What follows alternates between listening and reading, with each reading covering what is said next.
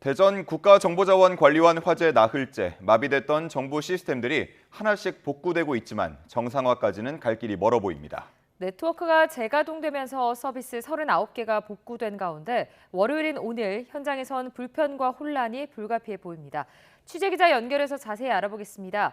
박정현 기자, 현재 정보 서비스 복구 상황부터 짚어주시죠. 네, 지난 26일 국가정보자원관리원 화재로 멈춘 정부 업무 시스템 모두 647개입니다. 이 가운데 복원을 마친 건 어제 자정 기준 39개인데요. 실시간으로 복구 작업이 이뤄지고 있어 숫자는 계속해서 늘어날 거로 보입니다.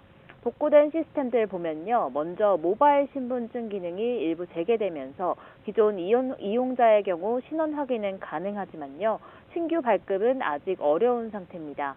또 취재진이 조금 전까지 확인해보니 패스 앱을 비롯한 민간 플랫폼도 여전히 모바일 신분증 이용이 먹통입니다. 우체국 금융도 어젯밤부터 재가동되면서 온라인 뱅킹과 ATM 사용, 보험금 청구 등이 가능해졌습니다. 다만 우편 업무는 여전히 이용 불가입니다. 추석 연휴를 앞두고 택배 물량이 급증한 상황이라 배송 지연도 불가피해 보이는데요. 일단 정부는 오늘 오전까지 정상화하는 게 목표입니다. 이어 전국 학교와 교육청 현장에서 행정 업무에 쓰고 있는 나이스와 K-에듀파일 시스템이 등교길을 앞두고 정상화됐습니다. 보건복지부 노인 맞춤형 돌봄 시스템과 소방 119 다매체 신고 시스템 등도 각각 복구 대상에 포함됐습니다. 민생회복 소비 쿠폰 서비스도 정상 운영돼 신청하고 사용하는 데 문제가 없다고 정부는 설명했습니다. 네, 화재 발생 나흘이 지났지만 복구 속도가 더뎌 보이는데 이제 오늘 평일이지 않습니까? 민원 대란 불가피한 겁니까? 네, 사실 화재 발생 뒤 그제 어제 모두 주말이었기 때문에 대란이라고 할 만한 상황까지 벌어지지 않았던 게 사실입니다. 그러나 밤샘 작업에도 복구 상황이 녹록치 않은 만큼 월요일인 오늘 혼란이 본격화될 거란 우려가 큽니다. 면면히 살펴보면요. 주민등록 등본 등을 발급받는 정보24 사이트와 함께 공무원 행정 업무망인 온나라 시스템의 무인 민원 발급기도 멈춘 상태라 구청 등 일선 민원 현장에서 혼란이 있을 거로 보입니다. 부동산 종합공보 시스템 등이 멈추면서 부동산 거래나 임대차 계약 신고 절차도 차질을 빚게 됐습니다. 각종 심사에 필요한 서류를 뗄 수 없다 보니 대출 신청 등 은행 업무에도 차질이 불가피할 전망입니다. 생계급여와 아동수당, 기초연금 등을 신청할 수 있는 보건복지부 복지로 사이트도 접속이 되지 않고 있습니다. 국민비서나 국가법령정보, 국민신문고 등도 이용이 제한되는 상태입니다. 행정안전부는 우선 국민안전과 대산, 경제활동에 영향이 큰 시스템부터 복구에 집중하고 있습니다. 일단 어제 오전부로 대전 국가정보자원관리원 네트워크 점검을 마쳤고요. 이에 따라 화재 피해가 없는 2에서 4층 전산실이 순차 가동되면서 남은 서비스 복구도 속도를 낼 거로 보입니다. 하지만 불이 난 5층 서버 쪽은 대구센터로 시스템 자체를 이전해야 하기에 시간이 더 필요할 수밖에 없다는 게 중대본 관계자 설명입니다. 아직 화재로 직접 피해를 입은 업무 영역이 구체적으로 어떤 건지는 공개되지 않았습니다. 전산망 장애가 광범위한 만큼 완전한 시스템 정상화엔 최소 2주 이상 걸릴 거란 전망도 나오고 있습니다. 중대본은 아침 9시 윤호중 행안부 장관 주재로 회의를 다시 열어 감사의 복구 현황을 점검하고 대책을 논의할 예정입니다. 지금까지 사회부에서 YTN 박정현입니다. 초유의 정부 전산망 마비를 불러온 국가정보자원관리원 화재의 원인을 규명하기 위한 경찰 수사가 본격적으로 시작됐습니다. 경찰은 수사 전담팀을 구성하고 배터리 안전관리와 이전 작업 과정 등에 문제가 없었는지 확인하고 있습니다. 이상곤 기자입니다. 하얀 방호복을 입은 감식 요원들이 국가정보자원관리원으로 들어갑니다. 경찰과 소방, 국립과학수사연구원이 화재 원인을 밝히기 위한 2차 합동감식에 나섰습니다. 감식은 불이 난 5층 전산실을 중심으로 진행됐습니다. 경찰은 이에 앞서 1차 감식에서 확보한 리튬이온 배터리 구성품 등 잔해물을 확보해 국가수에 감정을 의뢰했습니다. 현장 감식을 통해서 증거물을 신속히 확보, 감정 의뢰를 하였고요. 오늘은 정확한 화재 원인을 규명하기 위해서 시설 내부에 대한 광범위한 합동 감식을 실시하겠습니다. 불에 탄 배터리들은 재발화 가능성 때문에 건물 밖으로 옮겨진 뒤 수조에 보관되고 있습니다. 경찰은 폭발이 시작된 것으로 추정되는 배터리가 안정화되는 대로 국과소로 보내 정밀 감정을 진행할 계획입니다.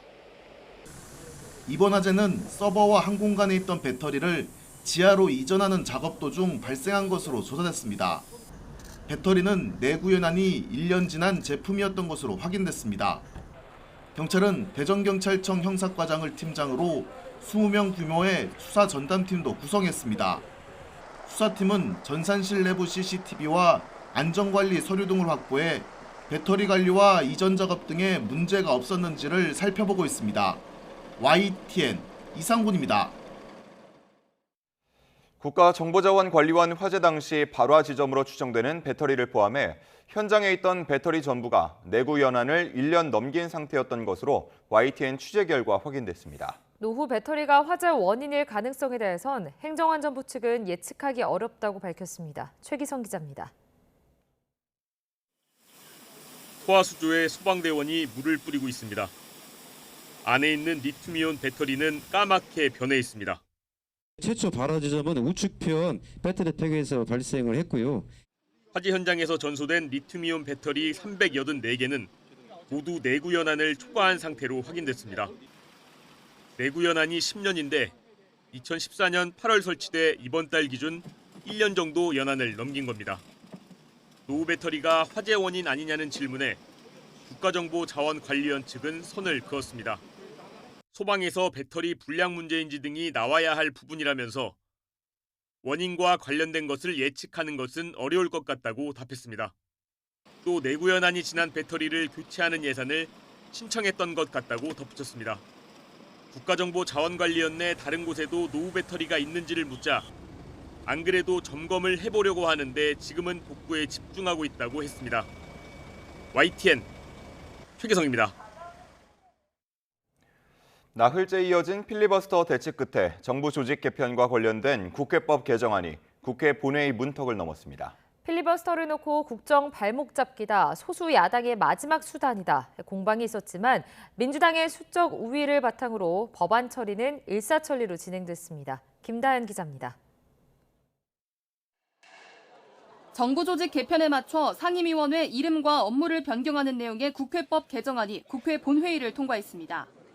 국민의힘은 정부조직법 개정안이 현실화하면 베네수엘라 같은 포퓰리즘 독재 국가로 전락하는 건 시간 문제라며 필리버스터를 이어갔지만 이번에도 소용은 없었습니다. 프랑켄슈타인 같은 괴물 같은 이런 조직을 만드는 것, 이렇게 기형적으로 만들면 절대 안 되는 것입니다. 절대다수 의석을 보유한 민주당은 필리버스터 시작 24시간 만에 강제 종료 후 법안을 표결 처리했습니다. 이미 통과된 법에 대해서 필리버스터를 하겠다라는 것은 너무 이 필리버스터를 남용하는 것이 아닌가. 하루 전 본회의를 통과한 이른바 방송통신위원회 폐지법 여진도 이어졌습니다. 면직 수순을 밟게 된 이진숙 방통위원장은 자신의 면직을 위한 표적 입법이라며 헌법 소원 등 법적 절차를 예고했습니다. 이번 법안은 저는 치즈 법령 또 표적 법령이라고 정의합니다. 구멍, 허점이 많습니다. 곳곳에 구멍입니다. 이에 민주당은 이 위원장의 법인카드 유용 의혹을 꼬집는 듯 이렇게 응수했습니다. 역시 빵과 치즈를 좋아하는 방송통신위원장답습니다. 네, 와인도 드시면 좋겠습니다. 민주당은 4개 쟁점 법안 중 마지막인 국회 증언감정법도 곧바로 상정했는데 필리버스터와 강제 종료, 표결 등 동일한 수순을 거쳐 본회의를 통과할 전망입니다. 국회 증언감정법까지 통과되면 국회 본회의는 일단 종료됩니다. 국민의힘이 60여 개 민생 법안에도 필리버스터를 예고한 만큼 이후에 잡힐 본회의에서도 강대강 대치가 이어질 전망입니다. YTN 김다현입니다. 조희대 대법원장이 내일 국회 법제사법위원회에서 더불어민주당 주도로 열리는 대선 개입 의혹 청문회에 출석하지 않기로 했습니다. 조 대법원장은 지난 26일 법사위에 출석 요구에 대한 의견서를 제출하며 사법 독립 보장 취지에 반한다고 밝혔습니다. 그러면서 지난 5월 대법원에서 이재명 대통령에게 선고한 판결과 관련해 열리는 이번 청문회는 진행 중인 재판에 대한 합의 과정의 해명을 요구하는 내용을 담고 있다고 지적했습니다. 여야는 이번 주 여당이 주도할 조희대 대법원장 청문회를 앞두고 공방을 이어갔습니다. 여당은 신뢰를 회복할 마지막 기회라며 조 대법원장의 출석을 압박했고 국민의힘은 민주당이 독재 마지막 문을 열려 한다며 장외 여론전을 이어갔습니다. 김다연 기자입니다. 더불어민주당은 조희대 대법원장의 청문회가 필요한 이유로 대선 개입 의혹을 들고 있습니다. 대선을 한 달여 앞둔 지난 5월 대법원이 당시 후보였던 이재명 대통령에 대해 유죄 취지 판결을 내린 배경이 당선을 막기 위해서가 아닌지 의심이 든다는 겁니다. 최근 10년간 가장 최단기간에 행해진 선고라며 조 대법원장이 직을 걸고 설명해야 한다고 출석을 거듭 압박합니다. 사법부의 신뢰를 회복하고 국민의 사법부로 거듭날 수 있는 마지막 기회다 이렇게 생각을 합니다. 조 대법원장이 불출석 의사를 전한 것도 모자라 지난 5월에 냈던 문서를 그대로 복사해서 붙여넣은 이른바 복붙 의견서를 냈다며 최소한의 성의도 없다고도 공격했습니다. 이토록 성의 없는 의견서 뒤에 숨어 또 어떠한 꿍꿍이를 감추고 있는지 정말 의심스럽기 짝이 없습니다. 일주일 만에 다시 거리로 나간 국민의힘은 국민 주권을 핑계로 선출 권력이 설쳐된다며 이재명 대통령을 향한 공세 수위를 끌어올렸습니다. 독일도 베네수엘라도 사법부 장악을 시작으로 독재가 들어섰다며 민주당은 이미 독재의 마지막 문을 향해 가고 있다고 주장했습니다. 법원과 검찰을 손에 넣고 언론과 국민의 입을 틀어막은 뒤 다음 단계는 야당 말살, 이후 최종 목표는 장기 집권이 될 거라고 날을 세웠습니다. 국민이 살아가는 독재의 활짝 열릴 것입니다. 이 해명 정권을 끝내고 정권을 다시 찾아와야 합니다. 이어 애꿎은 조 대법원장을 쫓아내려 할 시간에 국민 기만 수준의 한미 협상에나 신경 쓰라고 역공에 나섰습니다. 국민들은 쌀과 소고기를 비롯한 농산물 막아냈는지 아직도 밥값을 못 줬습니다, 여러분. 오는 화요일 대법원장 청문회는 당사자 없이 열리게 됐습니다. 사법 개혁을 둘러싼 여야의 극한 대치가 재연될 전망입니다. YTN 김다연입니다. 건강이 많이 안 좋다며 불구속 재판을 요구한 윤석열 전 대통령과 관련해 보석 신문 결과가 언제쯤 나올지 관심이 커지고 있습니다. 윤 전 대통령은 오늘 내란 혐의 재판에는 또 불출석할 것으로 보입니다. 권준수 기자가 보도합니다. 지난 금요일 법원 보석신문에 직접 출석한 윤석열 전 대통령은 당뇨병, 합병증 등 건강이 안 좋아진 상황을 거듭 강조했습니다. 그러면서 재판부가 보석을 인용해 줄 경우 치료를 받으며 특검의 수사뿐만 아니라 재판에도 협조하겠다고 말했습니다. 특검에선 보석 사유가 안 된다며 도망치거나 증거를 없앨 우려가 남아있다고 반박했는데 이 같은 공방 이후 윤 전 대통령의 보석 결과가 언제 나올지 관심이 커지고 있습니다. 형사소송 규칙에선 특별한 사정이 없으면 일주일 안으로 판단하도록 규정했습니다. 하지만 들여다봐야 할 사항이 많으면 더 오래 걸릴 수 있습니다. 또 윤 전 대통령이 여러 재판과 수사를 동시다발적으로 받고 있어 재판부는 충분히 심사숙고할 것으로 보입니다. 다만 내란 특검에선 사안의 중대성과 국민적 관심도를 고려해 빠르게 결론을 내릴 수 있을 것으로 보고 있습니다. 앞서 내란 혐의로 구속됐다가 지난 1월 혈액암 치료 등 사유로 보석을 청구했던 조지호 전 경찰청장은 주거지와 병원에서만 머무는 조건 등을 바탕으로 신문 이틀 만에 풀려났습니다. 같은 날 신문을 받았던 김용현 전 국방부 장관도 이틀 만에 결과가 나왔는데 다만 재판부가 증거를 없앨 우려 등이 남아있다고 판단하며 기각했습니다. 이런 가운데 윤 전 대통령은 오늘 내란 우두머리 혐의 재판 21차 공판기일에도 불출석할 것으로 보입니다. 지난 7월 재구속된 뒤 12차례 연속 법정에 나오지 않는 것으로 윤 전 대통령 측은 벌석 재판으로 재판이 진행되고 있고 건강 악화 등 사유가 여전하다고 밝혔습니다. YTN 권준수입니다. 통일교 한학자 총재에 대한 특검의 구속 이후 두 번째 소환 조사가 오늘 진행될 것으로 보입니다. 김건희 특검은 한학자 총재에게 오늘 오전 10시에 나와 조사를 받으라고 통보했습니다. 앞서 특검은 지난 26일 출석하라고 통보했지만 한 총재 측이 건강상의 이유로 불출석 사유서를 제출했습니다. 통일교 한학자 총재는 지난 2022년 1월 국민의힘 권성동 의원에게 불법 정치자금 1억 원을 전달하고 김건희 씨에게 명품 가방과 목걸이를 건네며 교단 현안을 청탁한 혐의로 구속됐습니다. 정식 출항 이후 고장 등이 잇따랐던 서울 한강버스가 당분간 승객을 태우지 않기로 했습니다. 다음 달 말까지 시범 운항을 통해 오류를 점검하고 성능을 안정화하기로 했습니다. 김희영 기자입니다. 서울시가 앞으로 한 달가량 한강버스에 시민들을 태우지 않기로 했습니다. 성능을 안정시키기 위해 시범 운항으로 바꾼다는 겁니다. 정식 출항 이후 11일 만입니다. 이 기간 한강버스는 마곡과 잠실 사이 구간을 지금과 같은 조건으로 동일하게 하루 14차례 왕복합니다. 서울시는 운항 초기 과정에서 기술 결함 등이 발생했다며 조치를 취해왔지만 장기적으로 승객 안전을 고려해 이같이 결정했다고 설명했습니다. 시범 운항으로 데이터를 쌓아 품질을 개선하고 날씨 등 각종 상황에 대한 대응이 원활하도록 만든다는 계획입니다. 서울시는 이 내용을 홈페이지와 지도 앱 등을 통해 안내하고 구매된 정기권을 환불하는 동시에 시범 운항이 끝나면 배차 간격을 줄이고 운항 시작 시간도 앞당길 방침입니다. 열흘간 시민 2만 5천여 명이 이용한 한강버스는 그동안 각종 고장과 운항 중단으로 잡음이 끊이지 않았습니다. 비 때문에 한강물이 불어나 물에 뜨지 못한 하루를 빼더라도 정식 운항 첫날부터 화장실 물이 넘친다는 글이 인터넷에 올라왔고 나흘 만에 강 한가운데서 갑자기 멈춰 승객들이 도중 하차해야 했습니다. 이제 20분이 넘게 서 있었고 안내 방송이 안 나오고 승무원분도 안 계시고 도착하기 한 2, 3분 전에 승무원분이 이 배 이제 잠실까지 안 간다고 점에 다 내리셔야 된다고. 일주일 만에 우측 방향타에 이상이 생겨 회항했고 시범 운항 전환을 하루 앞둔 주말에는 정밀 점검을 이유로 모두 4척 중 2척만 출항했습니다. 한 달 뒤 돌아올 한강버스가 시민들의 유용한 이동 수단이 될 수 있을지 주목됩니다. YTN 김희영입니다. 한 줄 뉴스입니다.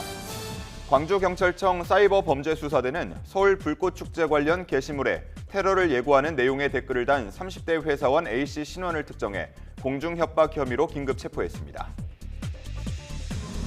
어제 오후 경남 진주시 주악동 10층짜리 아파트 4층에서 불이 나면서 30여 분 만에 꺼졌습니다. 인명피해는 없었고 주민 20여 명이 옥상으로 대피했습니다. 경찰이 불법 전단에 대해 집중 단속에 나서 지난 2개월 동안 78명을 검거했습니다. 압출기 정비 작업을 하던 노동자가 기계에 끼어 숨진 플라스틱 제조업 공장의 대표가 법원에서 징역 1년 6개월, 집행유예 2년을 선고받았습니다. 과거 한국을 도운 아프가니스탄 특별 기여자의 자녀들이 우리 출입국 당국에 난민으로 인정해달라며 소송을 내 잇따라 승소했습니다.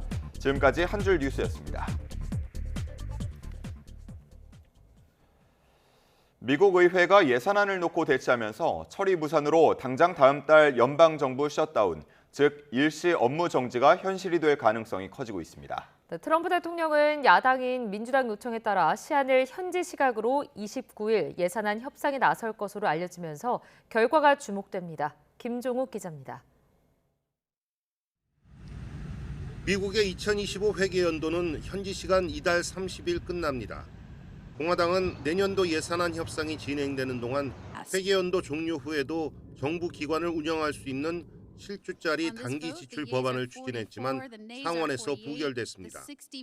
공화당은 53석으로 다수당이지만 예산안 통과엔 60표가 필요해 민주당에서 7명 이상 찬성해야 합니다. 민주당은 건강보험개혁법, 오바마 케어 보조금 지급 연장 등을 요구하며 예산안에 반대하고 접점을 찾기 위해 지도부가 트럼프 대통령에게 만남을 요청했습니다.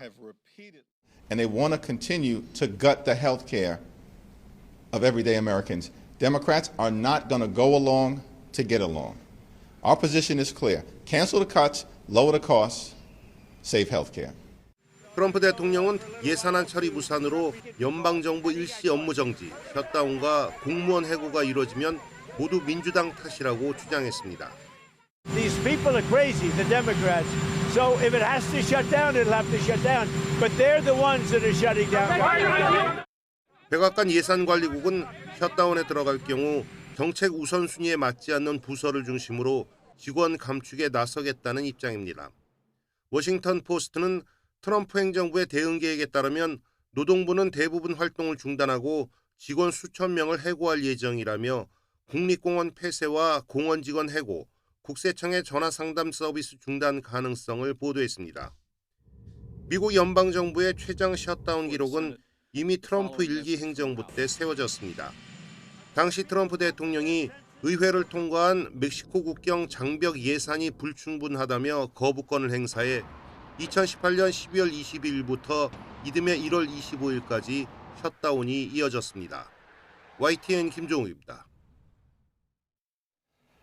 도널드 트럼프 미국 대통령이 현지 시각 30일 미 버지니아주 퀀티코에 집결하는 미군 현역 장군 제독들과 회의할 예정이라고 워싱턴 포스트가 보도했습니다. 이 신문은 피트 헤그세스 국방장관이 전 세계 각지에서 복무 중인 군 장성 800여 명을 전체 소집해 진행하려던 연설에 트럼프 대통령도 참석하기로 했다고 전했습니다. 이어 트럼프의 등장은 헤그세스의 계획을 막판에 뒤흔들었다며 전례 없는 대규모 군 행사에 새로운 경호 부담을 더했다고 전했습니다. 왕이 중국 외교부장과 최선희 북한 외무상이 베이징에서 만나 양국 협력을 논의하면서 미국의 일방주의와 패권주의를 견제하는 메시지를 냈습니다. 중국 외교부에 따르면 왕 부장은 현지 시간 28일 열린 회담에서 북한과 함께 모든 형식의 패권주의에 반대하며 양국의 공동 이익과 국제적 공평 그리고 정의를 수호할 용의가 있다고 강조했습니다. 이에 대해 최선희 외무상은 중국과의 다자 협조를 긴밀히 해 함께 일방주의와 강권 정치를 저지하며 공정한 세계 구조 건립을 추동할 용의가 있다고 말했습니다. 북한이 러시아와 군사협력 강화로 탄도미사일 개발 노력을 더욱 가속할 것으로 전망된다는 미국 의회 조사국 보고서가 나왔습니다. 보고서는 또 북한이 올해 후반에 미사일 시험 발사 빈도를 높일 가능성이 있고 원하는 시점에 7차 핵실험을 할 준비도 돼 있다고 짚었습니다. 박영진 기자입니다. 중국 전승절 80주년 행사에 나란히 참석해 정상회담 진행은 물론 다정한 모습으로 최고 밀착을 과시했던 북러 정상.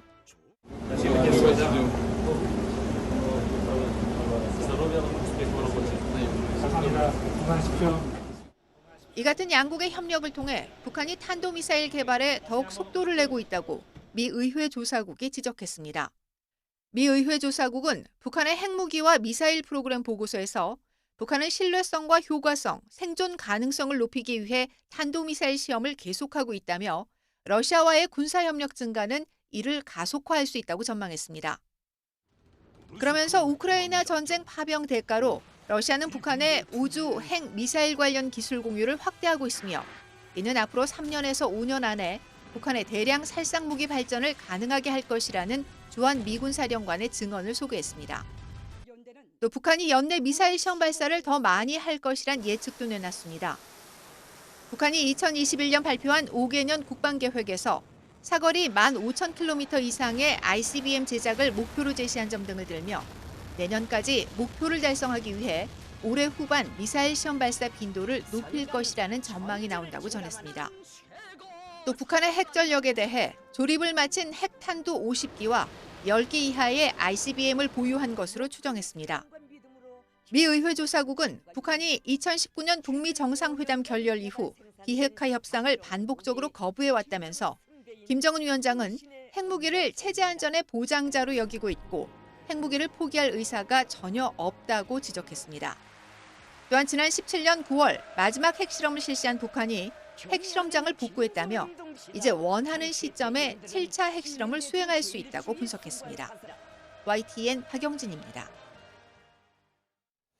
현지 시각 28일 새벽 러시아가 드론과 미사일을 동원해 우크라이나 수도 키이우에 대규모 공격을 감행했습니다.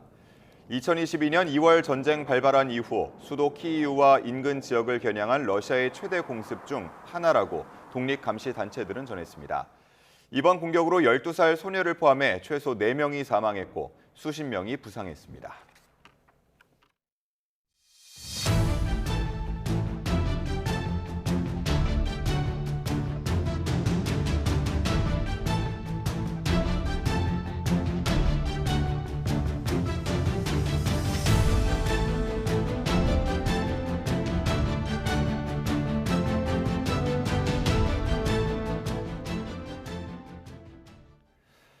국가정보자원관리원 화재로 인한 국가전산망 장애 사태에 대해 이재명 대통령이 국정 책임자로서 송구하다며 사과했습니다. 네, 이어 국가전산망에 이중 운영 체계가 없었다는 것이 이해가 되지 않는다며 원점부터 철저히 조사하라고 지시했습니다. 홍민기 기자입니다. 국가정보자원관리원 대전센터 화재 사흘째 이재명 대통령이 첫 중앙재난안전대책본부 회의를 열었습니다. 애초 사고 대응을 지휘하고 있던 김민석 국무총리가 회의를 주재할 예정이었지만 이 대통령이 직접 나선 겁니다. 이 대통령은 먼저 핵심 시스템을 제외한 일부 전사는 여전히 복구가 진행 중이라며 국민에게 사과했습니다. 국민들께서 큰 불편과 불안을 겪고 있습니다. 국정의 최고 책임자로서 송구하다는 말씀을 먼저 드립니다. 곧이어 이 대통령은 이번 전산망 마비 사태의 문제점을 지적했습니다. 지난 2023년 대규모 전산망 장애 사태를 언급하며 2년 동안 핵심 국가 전산망 보호를 게을리한 게 아니냐고 질타했습니다. 외부적 요인으로 인한 훼손을 대비한 이중 운영 체계가 아예 없는 등 대비책을 마련하지 않은 게 이해가 되지 않는다고 목소리를 높였습니다. 3년 전 국정자원이 소실되더라도 3시간이면 복구할 수 있다고 했던 이전 정부의 발언을 직격하기도 했습니다. 3시간 안에 복구할 수 있다고 큰 소리를 쳤다는데 어떻게 3시간은커녕 지금 이틀이 다 되도록 복구가 안 되지 않습니까?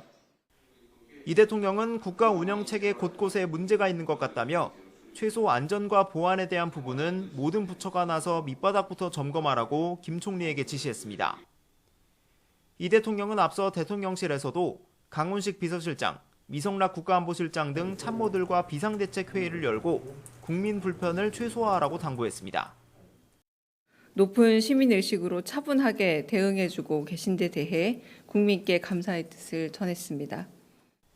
장애 복구 현황을 숨김없이 설명하는 소통체계를 구축하고 전산망 마비로 납세 등 의무를 이행하지 못하는 경우 불이익이 없도록 하라고 주문했습니다. YTN 홍민기입니다.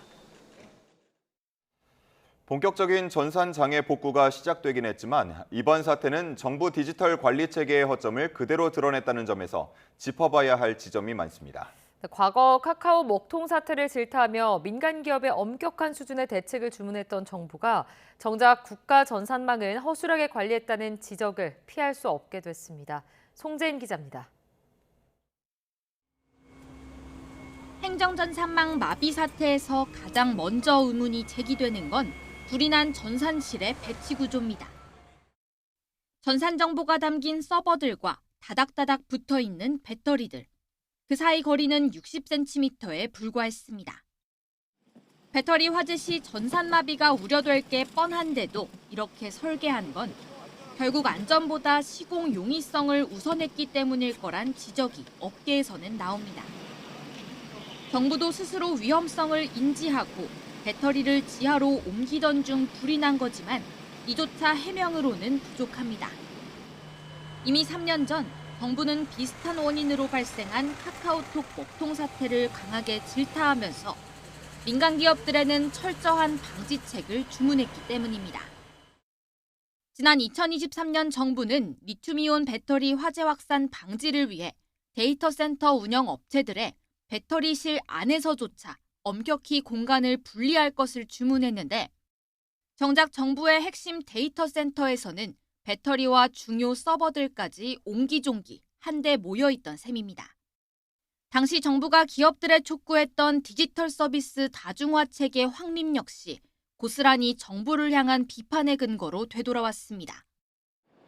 전산 이중화가 제대로 됐다면 불이 나도 다른 곳에서 시스템을 가동해 마비 사태를 막았을 거라는 겁니다. DR 시스템이 구축돼 있지만 현재 일반적으로 작동되는 규모로 큰 시스템이 구축되어 있는 것이 아니라 필요 최소한만 규모로 돼 있는 것도 있고. 정부는 실시간 가동이 가능한 이중화 체계를 올해 막 시범 사업하는 단계였다고 설명했습니다. YTN 송재인입니다. 오늘의 주요 경제 일정입니다. 오늘부터 중국인 단체 관광객 무비자 입국이 시행됩니다. 오늘부터 내년 6월 30일까지 국내외 전담 여행사가 모객한 3인 이상 중국인 단체 관광객은 비자 없이 15일 동안 국내 관광을 할 수 있게 되는 건데요. 내수 침체 속 관광 유통업계가 특수를 기대하며 손님 맞이에 분주합니다. 피지컬 AI 분야 국내외 주요 기업, 기관, 연구 주체가 참여하는 피지컬 AI 글로벌 얼라이언스가 오늘 출범합니다. 현대차와 HD 현대중공업, LG AI 연구원 등 피지컬 AI 기업과 대학, 연구소 등도 참여하며 산학연 협업 플랫폼 역할을 할 예정입니다. 국토교통부가 청년, 고령자, 양육가구 등 특정 수요자에 맞춘 임대주택 공급을 위해 지방자치단체와 한국토지주택공사, 지방공사 등을 대상으로 특화주택을 오늘부터 오는 11월 28일까지 공모합니다. 금융감독원이 오늘 금융소비자 보호 강화를 위한 임직원 결의 대회를 엽니다. 금융감독 개편안 백지화로 금융소비자보호원 분리를 피한 금감원은 소비자 보호를 최우선 가치로 한 업무 혁신 의지를 지속적으로 드러낼 것으로 보입니다. 일단 부동산 가계대출 규제 영향으로 주택담보대출 증가폭이 1년 반 만에 가장 낮은 수준으로 떨어졌습니다. 하지만 서울 아파트값은 뚜렷한 오름세가 계속되고 있는데요. 성동과 마포 등 한강벨트와 경기도 과천과 분당 지역이 규제 지역으로 묶일 가능성이 커지고 있습니다. 보도에 오인석 기자입니다. 6.27 가계대출 규제 영향으로 KB국민과 신한 등 5대 은행의 지난 25일 기준 가계대출은 8월 말보다 3,730억 원 증가에 그쳤습니다. 전달 증가액보다 3조 5천억 원이 적습니다. 8개월 만에 월간 최소 증가폭을 기록할 것으로 예상됩니다. 주택담보대출도 같은 기간 5,199억 원 늘어나는 데 머물렀습니다. 증가폭이 전달보다 3조 1천억 원 넘게 줄며 1년 6개월 만에 가장 작을 가능성이 커졌습니다. 하지만 대출 증가 둔화에도 서울 집값 오름세는 이어지고 있습니다. 9월 넷째 주 서울 아파트 매매가 상승률은 0.19%로 상승폭이 3주째 커지는 추세입니다. 수도권 주택담보대출을 최대 6억 원으로 묶는 초강력 규제로 대출 지표는 끌어내렸지만 집값은 떨어지지 않고 있는 겁니다. 올 들어 경기 과천시와 서울 성동구의 아파트값은 두 자릿수 상승률을 기록했습니다. 분당과 마포, 양천, 강동, 광진구의 아파트값도 지난해 상승률을 훌쩍 넘어섰습니다. 현재 규제 지역은 서울 강남 3구와 용산구뿐인데 정부가 비규제 지역 가운데 상승률이 높은 지역을 규제 지역으로 묶을 가능성이 큰 것으로 전문가들은 내다보고 있습니다. 규제 지역으로 묶이면 대출과 세금, 청약 등의 요건이 엄격해집니다. 최근 아파트값 상승세가 특정 지역을 넘어서 확산하는 양상을 고려하면은 규제 지역 확대나 대출 카드를 쓸 가능성이 높고요. 특히 규제 지역을 여러 곳으로 동시에 묶을 가능성도 있다고 봅니다. 금융당국과 국토교통부, 기획재정부 등 관계부처는 추가 대책을 두고 협의에 착수한 것으로 알려졌습니다. 시장 일각에서는 주택담보대출 한도를 현재 6억 원에서 4억 원으로 낮추는 방안도 거론되고 있습니다. YTN 오인석입니다.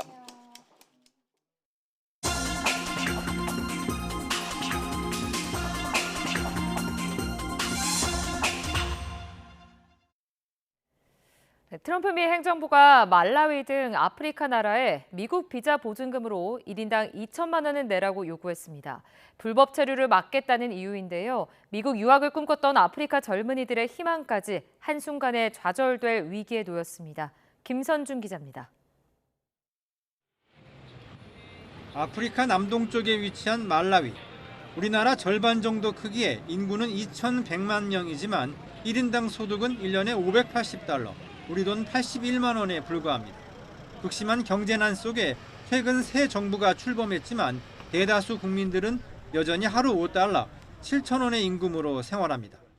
I want to change this government. I'm tired and I'm crying. There's no fuel, no food. Yeah, that's why I want to change this government. We are tired.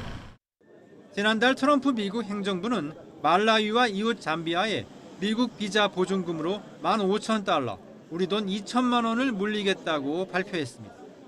기한을 넘겨 머무르는 불법 체류를 막겠다는 건데 갑작스러운 소식에 미국 유학을 꿈꾸던 청년들은 그야말로 날벼락을 맞았습니다. for some of us who were wishing to go kuti mwina mwake tikayang'ane for some greener pastures panopunde kuti mapulani amene otachosa sitingakwanise kuti tingathe kukwanitsa kupitako. 미국 정부는 보증금은 관광 비자만 해당한다고 설명했지만 현장에서는 현실을 모르는 이야기라고 반박합니다. 유학생 대부분이 학업 준비를 위해 미리 관광 비자로 입국한 뒤 학생 비자로 전환하고 있다는 겁니다. It could be a way of don't come to our country. We don't need you. You have no stake. You have no value coming here. 왜 유독 말라위와 잠비아에만 보증금을 물리는지 정확한 설명도 없습니다. 2023년 기준 말라위의 미국 비자 체류 기간 초과 비율은 14%로 앙골라나 나이지리아 같은 다른 아프리카 국가들보다도 낮습니다. 가뜩이나 미국 정부의 해외 원조 기금마저 중단된 상황에서 느닷없는 비자 보증금에 아메리칸 드림의 희망도 속절없이 꺾이고 있습니다. YTN 김선중입니다. 네, 미국 미시간주에서 예배 중이던 교회를 겨냥한 총격과 방화가 발생해 1명이 숨지고 9명이 다쳤습니다. 트럼프 대통령은 사고를 보고받은 뒤 기독교인을 겨냥한 표적 공격으로 보인다고 말했습니다. 워싱턴에서 신윤정 특파원이 전해드립니다. 교회 건물 지붕에서 검은 연기와 함께 시뻘건 불길이 솟아오릅니다. 미국 중북부 미시건주의 소도시 그랜드 블랑에 있는 교회에서 화재가 발생한 건 신도 수백 명이 예배를 보던 일요일이었습니다. I need manpower up here ASAP. I have people trapped in the building. Repeat, people trapped in the building. We got children inside too. 경찰은 40세 남성 용의자가 교회 정문을 차량으로 들이받은 뒤 내려 총격을 가했고 이어 불을 낸 것으로 보고 있습니다. 사망자와 부상자가 속출했고 용의자는 현장에서 경찰에 사살됐습니다. We're going to do search warrants on the suspect's residence. We're going to find out if there was a motive. We're going to go through cell phone records. 외신들은 이번 총격이 모르몬교로 알려진 예수 그리스도 후기 성도 교회의 최고령 총회장이 숨진 다음 날 아침에 발생했다고 전했습니다. 경찰은 아직 정확한 범행 동기를 파악하지 못했다고 밝혔습니다. 트럼프 미국 대통령은 사고 직후 끔찍한 사건에 대해 보고받았다며 기독교인들을 겨냥한 또 하나의 표적 공격으로 보인다고 말했습니다. 그러면서 미국 내 폭력의 전염병은 즉시 끝나야 한다고 강조했습니다. 미국 우파 활동가 찰리 커크와 이민 세관 단속국을 겨냥한 총격에 이어 기독교인을 대상으로 한 범행으로 밝혀질 경우 미국 사회에서 파장이 커질 전망입니다. 워싱턴에서 YTN 신윤정입니다. 현지 시간 27일 밤 미국 노스캐롤라이나주 사우스포트의 관광지 해변에서 보트에 탄 총격범이 해변 술집에 총기를 난 사이 3명이 숨지고 최소 8명이 부상했습니다. 총격범은 보트를 타고 해변에 있는 술집에 접근해 총격을 가한 뒤 도주했다가 약 30분 뒤 해안 경비대에 발견돼 경찰에 구금됐습니다. 미국 도널드 트럼프 대통령과 부인 멜라니아 여사가 말다툼을 하는 듯한 이례적인 장면이 포착됐는데요. 트럼프 대통령 부부가 탑승한 이 마린원이 백악관 남쪽 잔디밭에 착륙할 때 헬기 창문을 통해 멜라니아 여사가 머리를 저으면서 마주 앉은 남편을 향해 무언가 말을 하는 모습이 보였습니다. 트럼프 대통령은 멜라니아 여사를 향해 손가락질하며 말을 끊으려 하는 듯한 행동을 했지만 멜라니아 여사는 계속 말을 이어갑니다. 그러자 트럼프 대통령은 못마땅한 듯 고개를 돌렸습니다. 40대 이집트 남성이 치아 힘만으로 바다 위 700톤의 배를 끌어 화제입니다. 레슬러인 44살 아슈라프 씨는 현지 시간 27일 홍해 후르가다 해변에서 치아의 밧줄로 연결한 700톤의 선박을 15m가량 끈 데 이어 합계 1,150톤의 선박 2척을 함께 끄는 데 성공했습니다. 마호르스 씨는 현재 기네스 세계 기록이 2018년 세워진 614톤 선박 끌기였다며 이번에 촬영한 영상을 보내 신기록 인증을 받을 예정이라고 밝혔습니다. 지금까지 글로벌픽이었습니다. 제주 용천동굴은 용암동굴과 석회동굴의 특징을 동시에 지녀 지질학적 가치가 매우 높게 평가됩니다. 국가유산 방문의 해를 기념해 용천동굴 하류 구간이 20년 만에 언론에 재공개됐습니다. 고재형 기자의 보도입니다. 깜깜한 동굴 속에서 작은 불빛에 의지해 사람들이 걸어갑니다. 동굴 내부는 1만 년 전 용암이 흘러내린 그대로 멈춰 있습니다. 중력에 의해 떨어져 굳은 용암 종유와 용암 석순이 눈길을 사로잡습니다. 1km를 더 들어가자 연한 노란색의 종유석들이 고드름처럼 매달려 있습니다. 유네스코 실사단이 극찬한 용암동굴과 석회동굴이 어우러진 용천동굴의 신비하고 아름다운 모습입니다. 여기에 3km가 넘는 대형 용암동굴이면서도 원형이 잘 보존돼 세계적으로 높은 가치를 인정받았습니다. 대규모로 그리고 동굴 이제 그 훼손이 안 된 원형이 잘 보존된 동굴이 그 용천동굴이랑 당첨부 동굴밖에 없습니다. 그래서 이 동굴이 이제 세계유산 등재되는데 결정적인 역할을 했던 이유이기도 합니다. 용천동굴이 용암동굴과 석회동굴의 특징을 함께 지니게 된 건 동굴 위 거대한 김영사구 모래에서 녹아든 조개껍질 성분 덕분입니다. 또 용천동굴은 내부에서 다양한 유물들이 발견돼 역사적 가치 또한 크다는 평가를 받습니다. 동물뼈라든지 뭐 숯 그리고 토기 같은 과거 통일신라 시대 유물이 발견이 됐습니다. 그래서 경관적 가치, 지질학적 가치뿐만이 아니라 이제 역사적, 고고학적 가치도 매우 큰 동굴이 되겠습니다. 지난 2005년 전신주 교체 작업 중 우연히 발견된 용천동굴. 제주도 세계유산본부는 보전을 최우선으로 하면서 세계유산으로서의 가치를 널리 알릴 수 있는 프로그램과 시설을 만들 계획입니다. YTN 고재영입니다.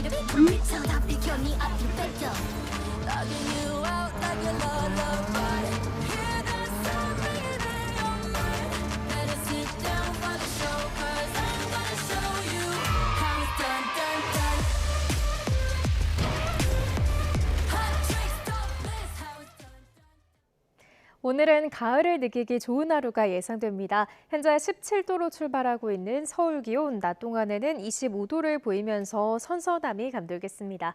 다만 큰 일교차에 대비한 옷차림 해주시기 바랍니다.